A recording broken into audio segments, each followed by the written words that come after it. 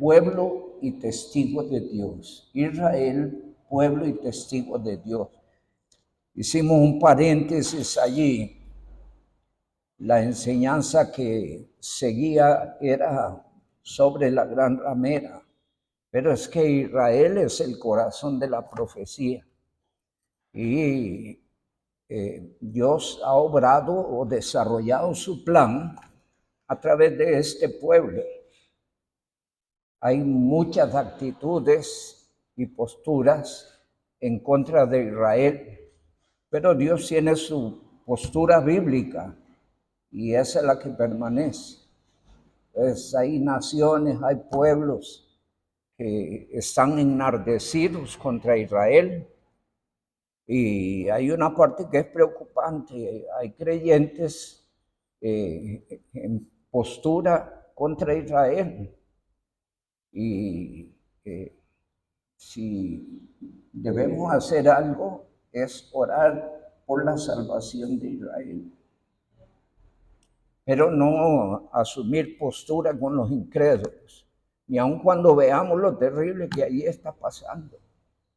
Si se quiere, lo que están viviendo es el efecto de la desobediencia a Dios. Dios les dio órdenes determinantes de qué hacer y ellos fueron condescendientes y Dios les dijo, eso será espinos en vuestros ojos. Y es lo que están viviendo. Pero oremos por ellos. Dios es soberano, determina lo que determina. La tierra de Israel es la tierra de Israel. Dios estableció allá en Josué capítulo 1 las demarcaciones de su territorio. Nunca ha poseído ese territorio, pero vendrán tiempos en que cuando el Señor venga, Israel ocupará su territorio, porque Dios lo que dice, Dios lo cumple en su tiempo y en su momento, porque Dios es fiel a sí mismo y Dios es fiel a su palabra y Dios es fiel a sus promesas y Dios lo cumplirá. Iniciamos ese estudio en Isaías 43. Vamos a leer allí algunos versículos, los primeros 3 versículos, los primeros 4 versículos, versículos 7, 10 y 21. Usted puede leer todo el capítulo en su casa. Una vez que lo tiene, nos ponemos de pie, por favor.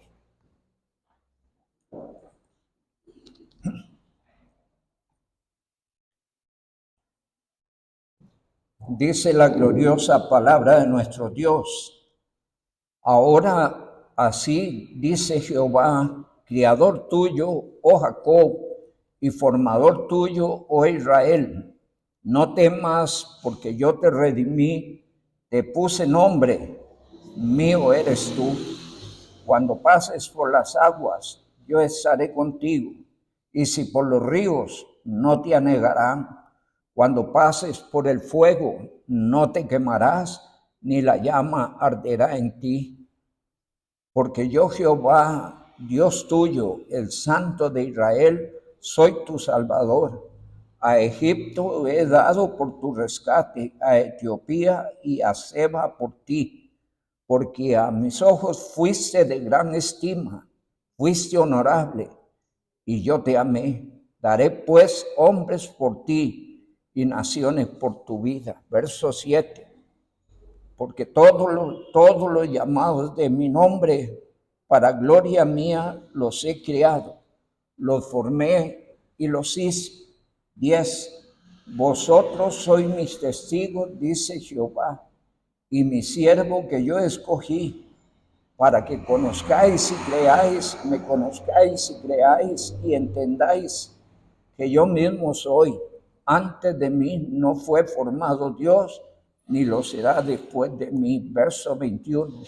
Este pueblo he criado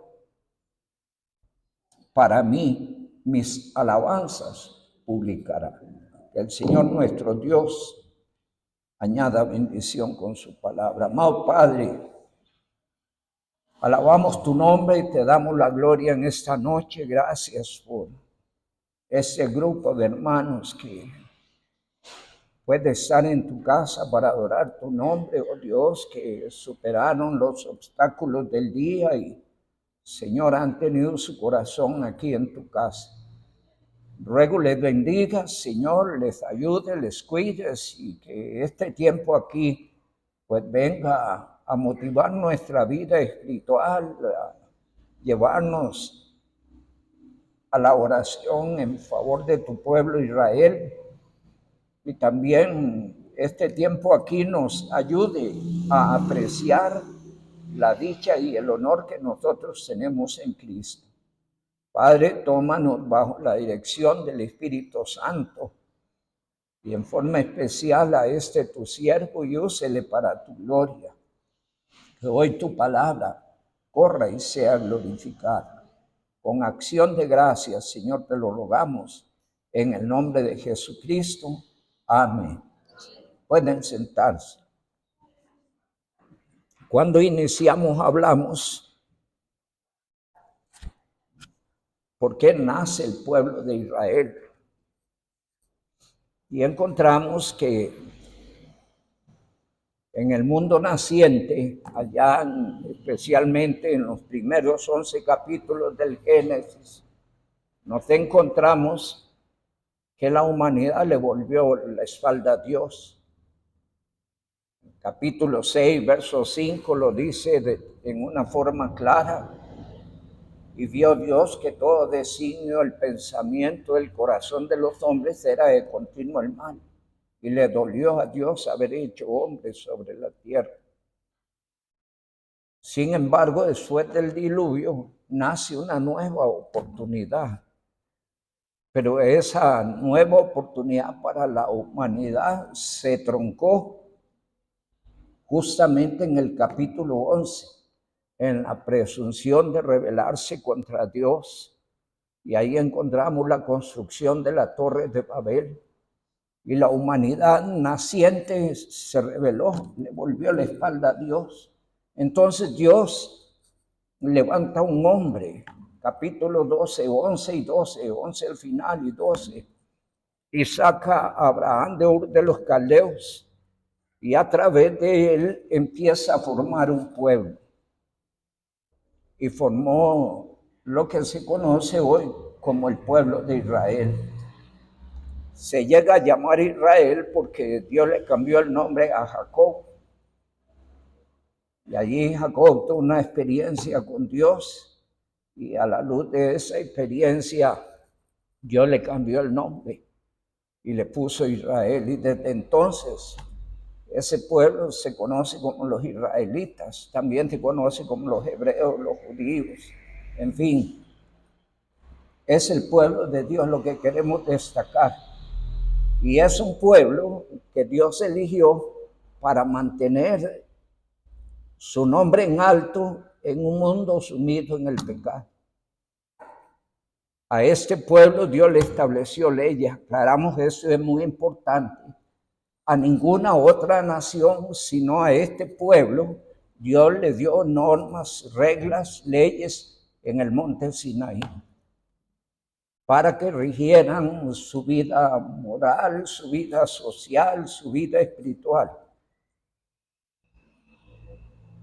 Y este pueblo se ha regido por esa regla, aun cuando encontramos los altibajos en el camino. Pero Dios no cambia de opinión. Dios es inmutable, lo que ha determinado lo determinó y las promesas que hizo las cumplirá.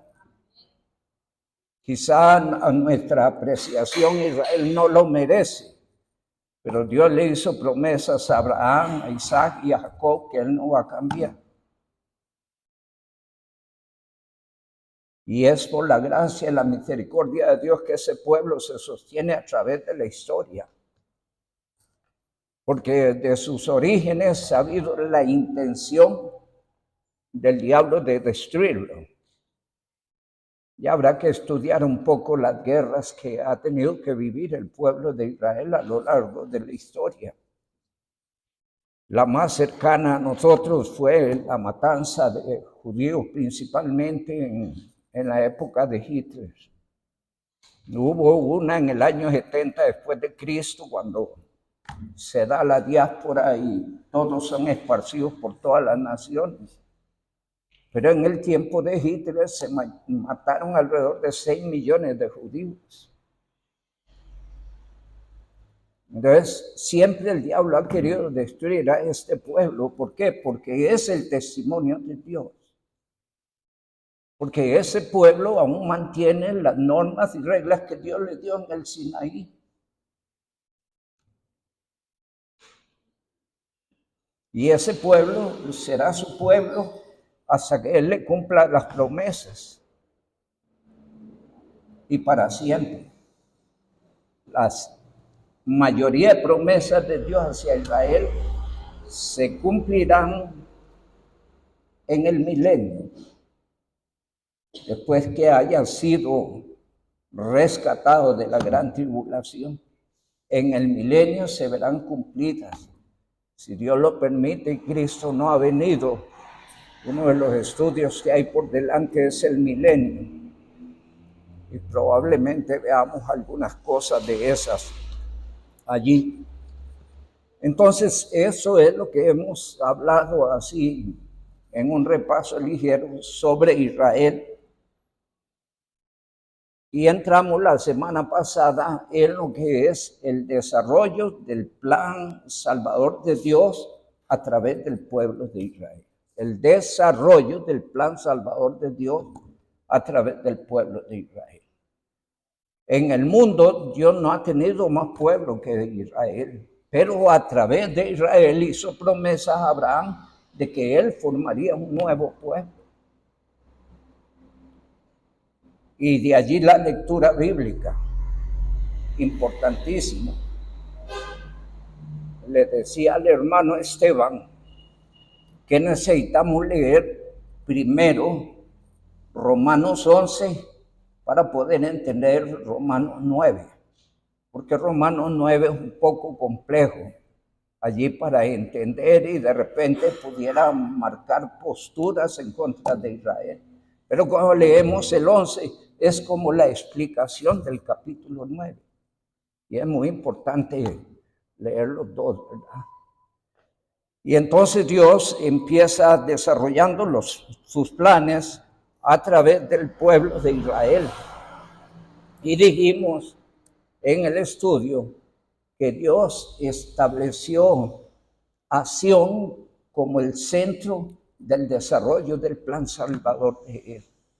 Y desde allí se ha proyectado, y me llamó poderosamente la atención, que tal es así que aún en la gran tribulación, desde allí aparece el Señor con los 7,000 sellados de la gran tribulación. Vamos a leer Apocalipsis 14:1.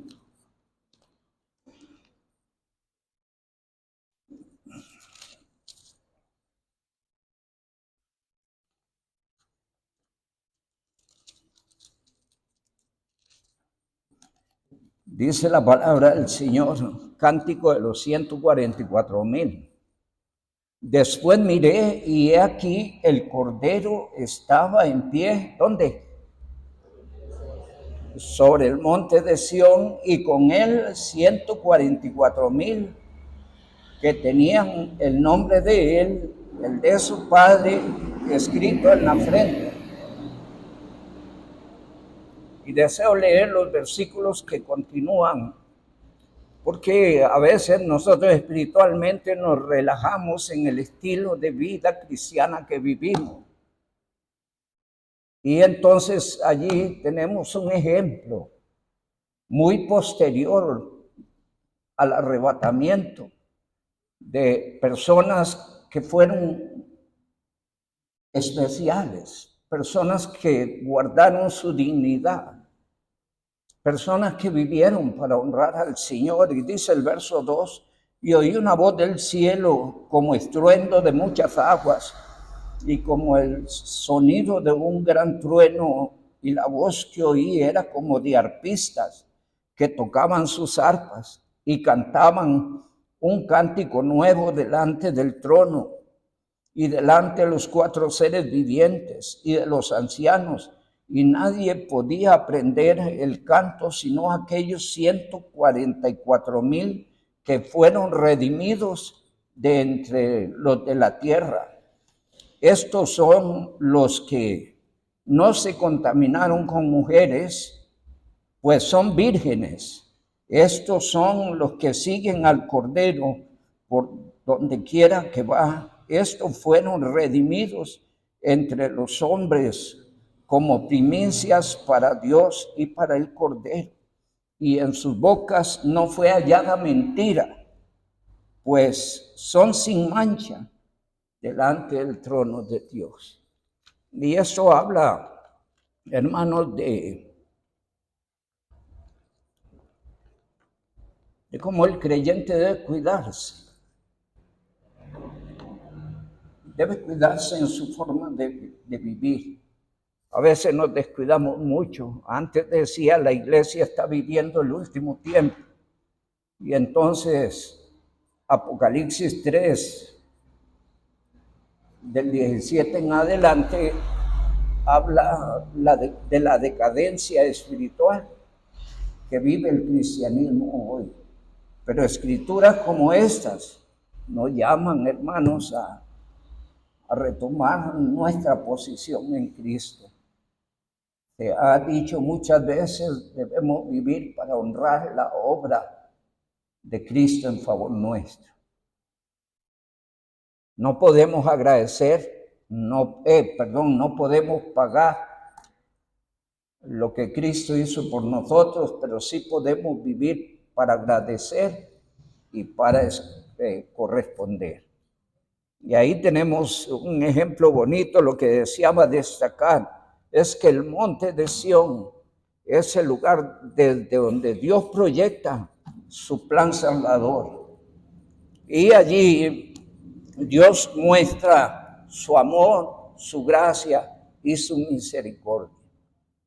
No fue sino allí donde el Señor fue enclavado en una cruz, donde se peleó en esa cruz la victoria más grande de todas las batallas que haya podido tener esta humanidad.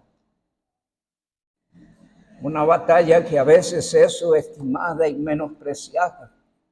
Muchos se han quedado allí en los orígenes del nacimiento de Cristo y ahí centran sus celebraciones, ignorando la magnitud de la obra de la cruz. Y muchos se han quedado allí en el nacimiento de Cristo, pero no han ido a la cruz del Calvario. Y allí sucedió el hecho más trascendental. Tal es así que la palabra del Señor dice que el sol se oscureció, que la tierra tembló, que las rocas se partieron, que muertos resucitaron. Todo el universo se conmovió a través de la gran batalla de la obra de la cruz. Y es importante hablar de esto, porque nosotros predicamos al Cristo crucificado, porque sin Él no hay salvación. Alguien pudiera pasar toda una vida celebrando sus navidades, pudiera vivir 100 años y celebrar 100 navidades, pero ir al infierno si no ha ido a la cruz.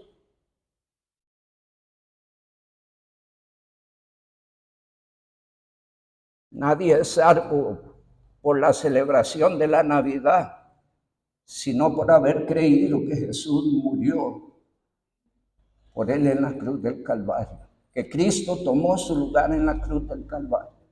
Cuando uno lee el capítulo 15 de la primera carta de los Corintios, descubre que si no hubiera habido muerte y resurrección, nadie sería salvo. Estaríamos en nuestros delitos y en nuestros pecados. Y en el cristianismo que estamos viviendo, seríamos los más dignos de conmiseración, dice el capítulo 15. Llamamos la atención en ese sentido, porque necesitamos predicar la obra de la cruz.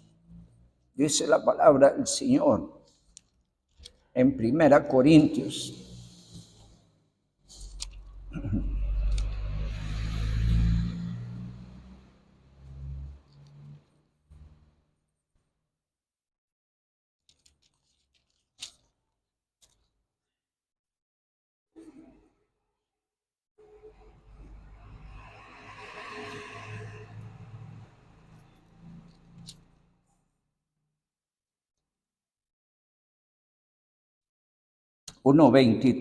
Primera Corintios 1:23, que dice allí la palabra del Señor. Pero nosotros predicamos a Cristo crucificado, para los judíos ciertamente tropezadero, y para los gentiles locura. Mas para los llamados así judíos o griegos, Cristo es poder de Dios y sabiduría de Dios. Y Dios desarrolla su plan salvador desde el monte. Allí muestra su amor, su bondad, su misericordia. La más hermosa manifestación del amor de Dios se dio en la cruz del Calvario. Y eso pareciera que no suena. Pero es que Él está dando a su Hijo por amor a nosotros. Dice Romanos 5:8, mas Dios muestra su amor para con nosotros en que siendo aún pecadores, Cristo murió por nosotros. Dice 1 Juan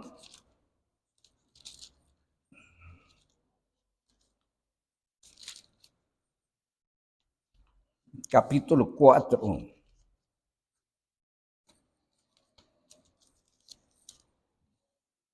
Versículo 9 y verso 10. En esto se mostró el amor de Dios para con nosotros, en que Dios envió a su Hijo al mundo para que vivamos por Él. En esto consiste el amor, no en que nosotros hayamos amado a Dios, sino en que Él nos amó a nosotros y envió a su Hijo en propiciación por nuestros pecados. Y allí se expresó la grandeza del amor de Dios por usted. Gócese en el honor que tiene, pero honre la obra de la cruz. Viva a la altura del llamamiento de Dios en Cristo Jesús. Podemos ser mejores, podemos mejorar. Constantemente Dios está dando la palabra de muchas formas, buscando ayudarnos a mejorar, a cambiar cosas, a vivir esa vida a la cual Él nos llamó. Cuando leemos Romanos 6:4, dice que Él nos llamó para que andemos en vida nueva. Eso dice la palabra del Señor. Así es que Dios manifestó su amor, gracia y misericordia desde la cruz y allí extendió la salvación a todo el mundo. Se conquistó la victoria más grande. Hay algunos textos ahí maravillosos que es importante leer, que hablan de la grandeza de la obra de la cruz. Dice Hebreos capítulo 2, versos 14.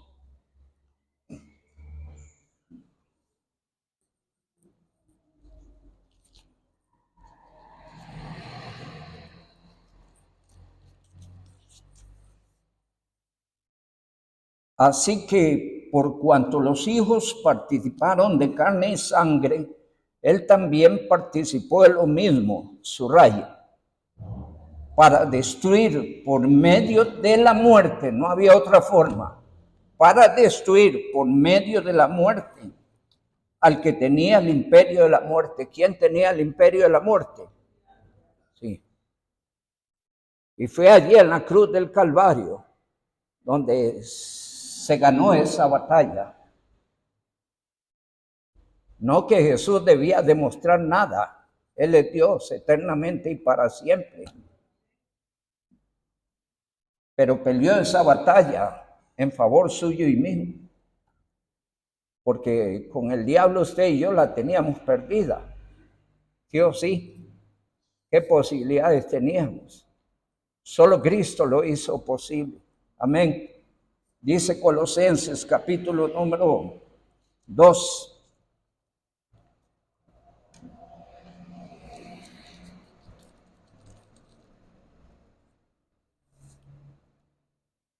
Versos 15.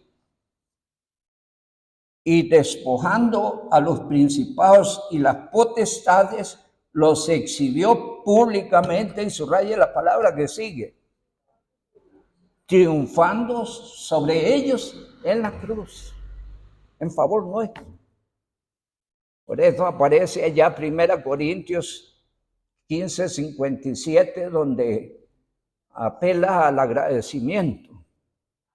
Dice 1 Corintios 15:57, más gracias sean dadas a Dios que nos da la victoria por medio de nuestro Señor Jesucristo.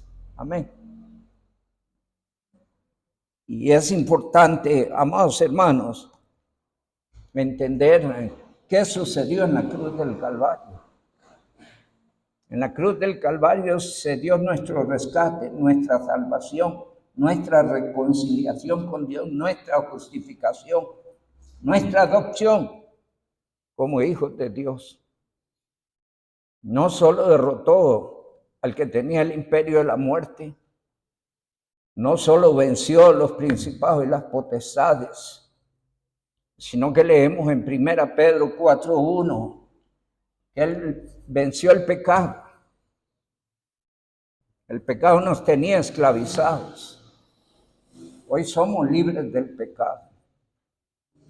Nos libró del cumplimiento de las normas y las reglas de la ley, porque si yo no podíamos cumplirlas, pero Él las cumplió en lugar nuestro. Veamos un pasaje allí en Romanos 7, por cierto, ahora, hace un rato lo leía.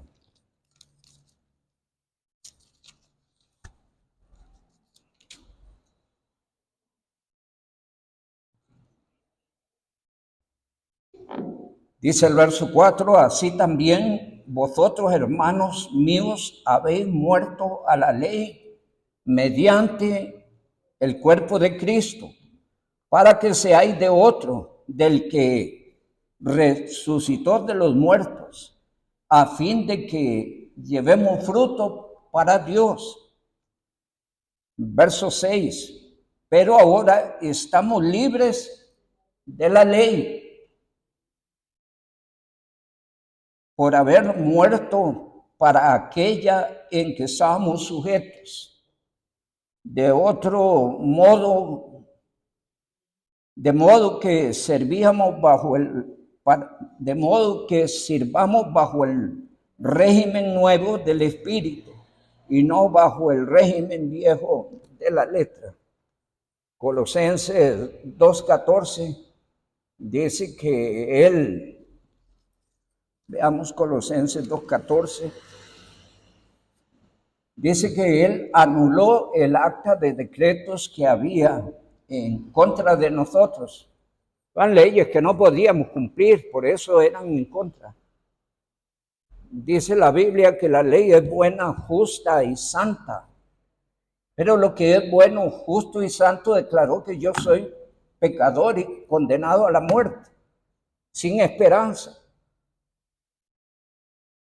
Cristo cumplió la ley. Y dice el verso 14, anulando el acta de decretos que había contra nosotros, que nos era contraria, quitándola de en medio y clavándola en la cruz.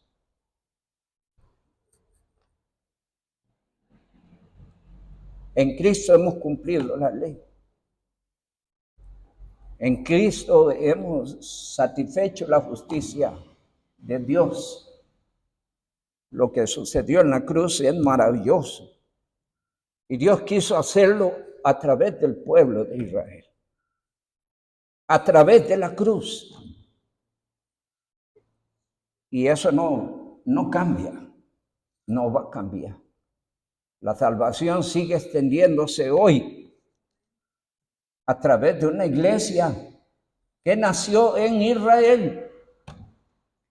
Mucho se habla de la religión oficial como la única iglesia, no, la única iglesia verdadera nació en Jerusalén y de allí se diseminó por todo el planeta Tierra. De manera que, amados hermanos, podemos ver cómo Dios desarrolla su plan a través del pueblo de Israel, a través del monte de la cruz, y extiende su salvación por el mundo, mostrándole al mundo la victoria de la cruz. Hay un canto que a mí no me suena. Dice, yo amo esa cruz. Yo no amo la cruz. Fue una herramienta de castigo, fue una herramienta a través de la cual mataron al Hijo de Dios.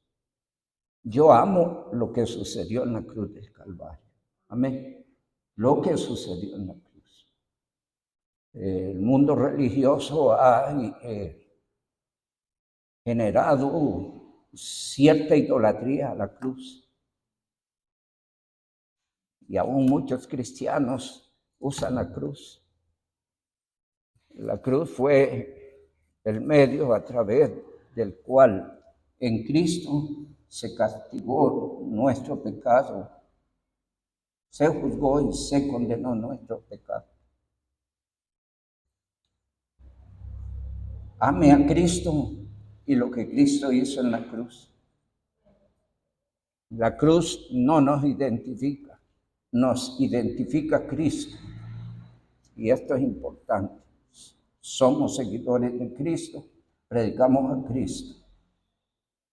Al Cristo crucificado, dice Pablo, allá donde leímos, en 1 Corintios 1:23, ¿verdad?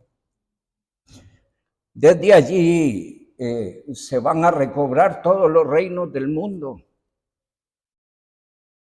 Desde allí descenderá el Señor desciende sobre el monte de los olivos, entra por las puertas doradas, toma el control del reino sobre Israel.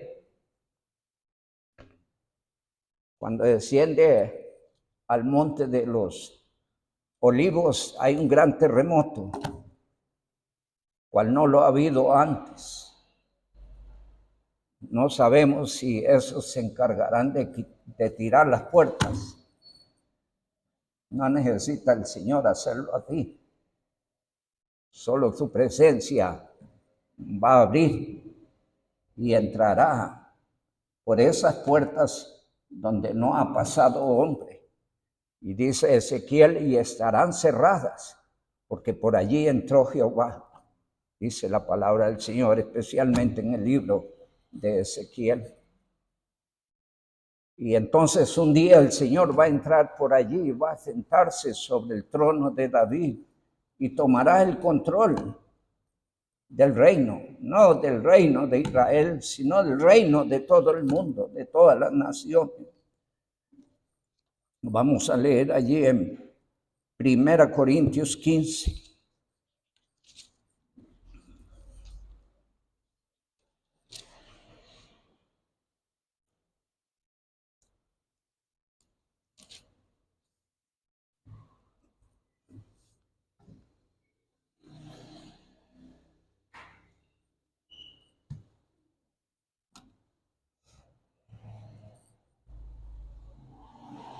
Verso 23 habla de la recolección de los santos. Dice el 24, luego el fin, cuando entregue el reino a su Padre. Entregue el reino a Dios y Padre, cuando haya suprimido todo dominio, toda autoridad y toda potencia, porque es preciso que Él reine hasta que haya puesto a todos sus enemigos debajo de sus pies. Y es interesante porque eso aún trasciende el tiempo del milenio, porque pareciera que con la segunda venida de Cristo y el final de la tribulación, se acabó el problema. No se acabó el problema. Cuando leamos allá Apocalipsis 20, nos vamos a dar cuenta de que al final del milenio todavía hay una masa de enemigos que someter. Solo que ya estos no tendrán la fuerza que probablemente se dan al final de la gran tribulación. Pero sea como sea, al final de la tribulación o al final del milenio, el Señor someterá a todos sus enemigos. Dios ha decidido desarrollar sus planes a través de Israel, a través de su pueblo. Cito detallitos, pues ya el tiempo se me fue. En el tiempo de la gran tribulación, el Señor va a usar 144,000 hombres judíos. Hay que leer el capítulo 7 de Apocalipsis. 144,000 hombres judíos que estarán encargados, después de arrebatada la iglesia, de predicar el evangelio del reino en ese tiempo. Y eso va a producir una gran cosecha. Y gracias a Dios, porque Dios tiene sus planes. Lo que llama la atención es que es a través del pueblo judío que Dios desarrolla sus planes. Y dice que son 144,000 judíos. Y ahí cita 12 tribus de Israel. Aclaro, 2 de las tribus de Jacob fueron excluidas, pero fueron añadidas 2 de José. Y entonces allí aparecen 144,000 judíos que van a hacer el trabajo. Y van a haber 2 profetas, 2 testigos, que juntamente con ellos van a hacer el trabajo. Y creo con todo mi corazón que esos 2 testigos también son judíos. Porque Dios ha desarrollado su plan a través de la historia, a través del pueblo judío. Jesucristo, el Mesías, es del linaje de Israel. Es descendiente de David. Los primeros discípulos fueron judíos y ellos recibieron los fundamentos de la doctrina. Por eso la Biblia dice que Cristo es la piedra angular, el fundamento sobre el cual reposa la iglesia. Pero cita también el fundamento de los apóstoles, porque ellos recibieron las doctrinas que hoy sostienen y forman la verdadera iglesia del Señor. Citamos todo esto porque el Señor quiere que oremos por ese pueblo, y con ese pasaje deseo terminar.